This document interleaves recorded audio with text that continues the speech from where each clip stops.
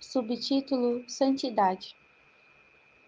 Embora o arquiteto do universo tenha planejado algo novo, no sentido de ser sem precedentes para sua morada, ele a desenhou conforme os mesmos princípios que sempre seguiu. Afinal, seu padrão de justiça e santidade é imutável. Quando Deus estabeleceu a sua moradia junto ao povo de Israel, no deserto, o Senhor não fez sem estabelecer princípios, para que a arca da aliança, símbolo da presença de Deus, pudesse habitar na tenda. O Senhor deu a Moisés uma série de orientações. No átrio, por exemplo, deveria haver uma bacia para lavar as mãos e os pés dos sacerdotes. Indicava limpeza e pureza. Êxodo 30, verso 17 ao 21. O princípio da necessidade de santidade para lidar com a presença de Deus é facilmente perceptível. Aliás, a própria Arca da Aliança está em um lugar chamado Santo dos Santos. E, em geral, na Bíblia, quando os anjos cantam a canção, é Santo, Santo, Santo é o Senhor. O próprio Espírito de Deus é chamado de Santo, que indica que a casa na qual ele vai morar tem de ser santa. E vos revistais do novo homem, criado segundo Deus em justiça e retidão procedentes da verdade. Efésios 4:24. O texto acima nos chama a agir como um novo homem. E diz que esse novo homem foi criado segundo Deus. O novo homem, ou seja, a nova criatura, foi criada de acordo com o modelo de Deus, em justiça e retidão procedentes da verdade. Como Deus iria habitar dentro de um espírito humano pecaminoso?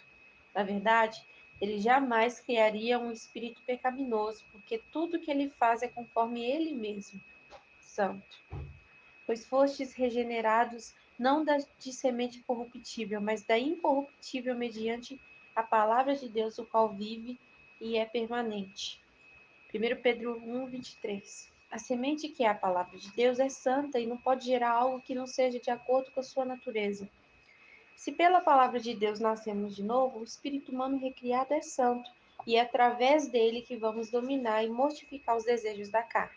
De fato, nosso novo espírito é santo, não apenas por ter sido feito segundo o molde do morador, mas por carregar sua essência.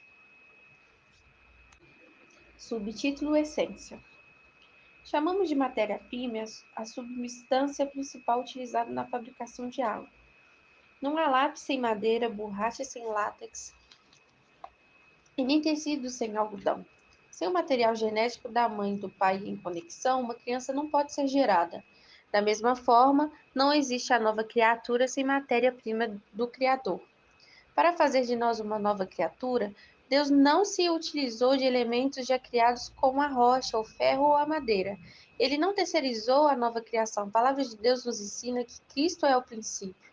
E a palavra princípio no grego é arche, que denota princípio no seu sentido exato, um lugar numa essência temporal onde algo novo, que também é finito, começa. Governo, poder, o material original do qual tudo se desenvolveu. Cristo é a matéria-prima da criação, pois nele foram criados todas as coisas nos céus e sobre a terra, as visíveis e as invisíveis, sejam tronos, sejam soberanias, quer principados, quer potestades, tudo foi criado por meio dele e para ele. Colossenses 1:16. Cristo foi o material original do qual tudo se desenvolveu. Deus fez a criação a partir da sua palavra e a palavra é Cristo. Quando Deus vai criar um novo homem, ele usa esse mesmo molde. Aboliu na sua carne a lei dos mandamentos na forma das ordenanças, para que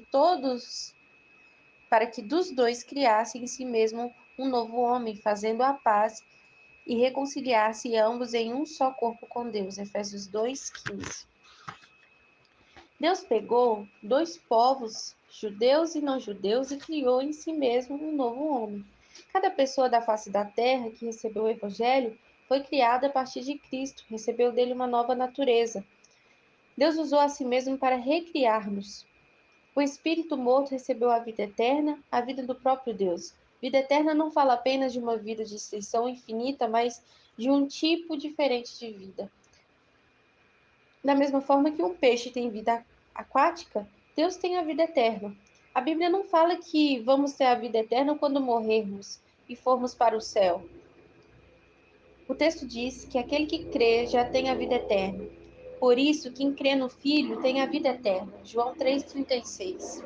Em vários momentos nas Escrituras, percebemos Deus querendo compartilhar sua natureza divina com o homem. Ele mudou o nome de Abrão para Abraão, que significa pai de multidões, sendo que ele mesmo é o pai de multidões. Deus é o grande libertador, mas chamou Moisés para ser o libertador do povo de Israel.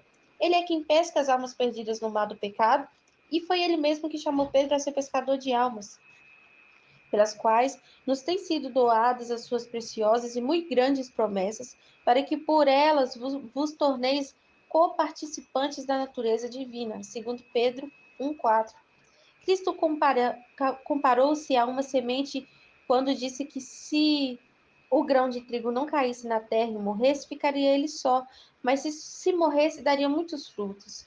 João 12:24. A semente que é Cristo tem uma vida quando ela cai no solo, que sou eu e você. Produz uma árvore que simboliza o nosso espírito e, por fim, vemos em nossas atitudes o fruto do espírito que veremos mais adiante. A semente do trigo, quando plantada, não produz um joio infrutífero. A semente que é Cristo gerou em nós uma vida de acordo com a sua natureza. Outra analogia que nos mostra a, o compartilhar da natureza divina com o homem é a ideia do marido e esposa aplicada ao relacionamento entre Cristo e sua noiva, que é a igreja. Marido, amai vossa mulher, como também Cristo amou a igreja e a si mesmo se entregou por ela. Efésios 5:25. Então o Senhor Deus fez cair pesado sono sobre o homem, e este adormeceu. Tomou uma das suas costelas e fechou o lugar com carne. E a costela que o Senhor Deus tomara ao homem transformou-a numa mulher e lhe a trouxe.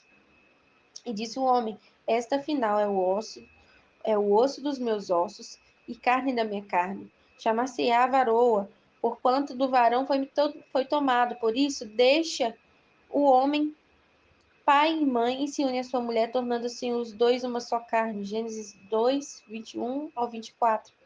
A esposa de Adão foi tirada do próprio Adão. Quando Deus o fez cair em sono profundo, o lado de Adão foi ferido para formar Eva.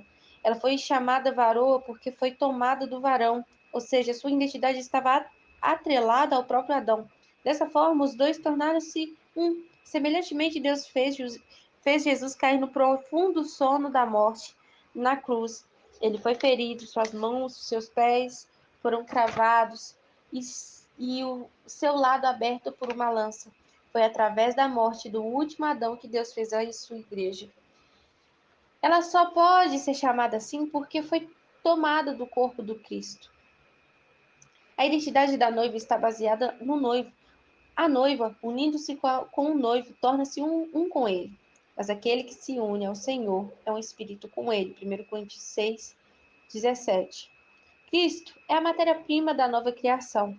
Pare de olhar para a sua vida como se ela não fosse nova, como se não possuísse uma essência capaz de produzir em você e através de você frutos condizentes com a nova natureza.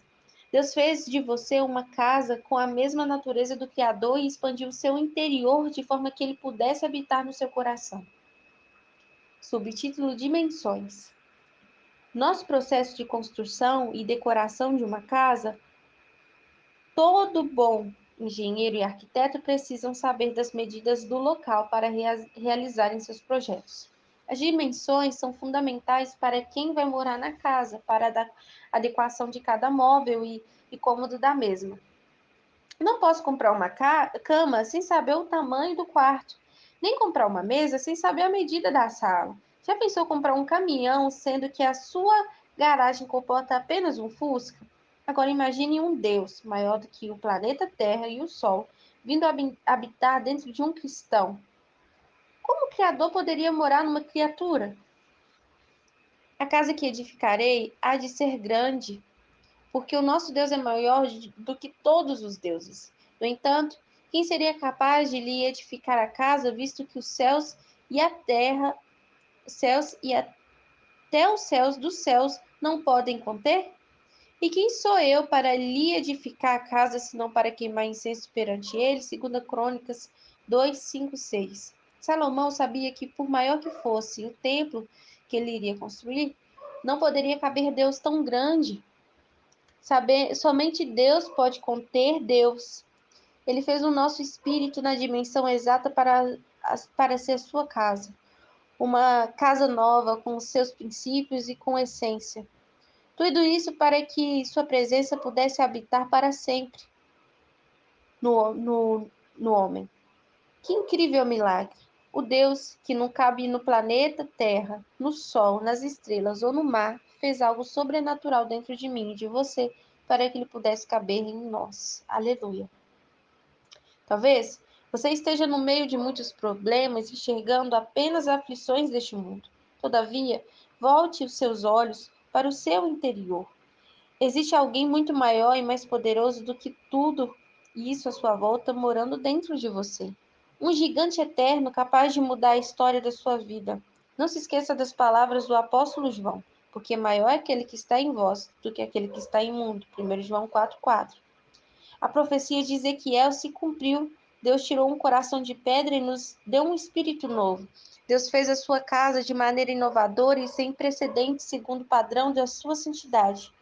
Usou sua própria essência divina como matéria-prima para que sua moradia tivesse dimensões adequadas para que ele pudesse habitar nela. Depois de nos dar um espírito novo, Deus colocou em nós o seu espírito. Deus fez uma casa de acordo com todas as suas próprias especificações. Afinal de contas, todos querem uma casa que seja sua cara.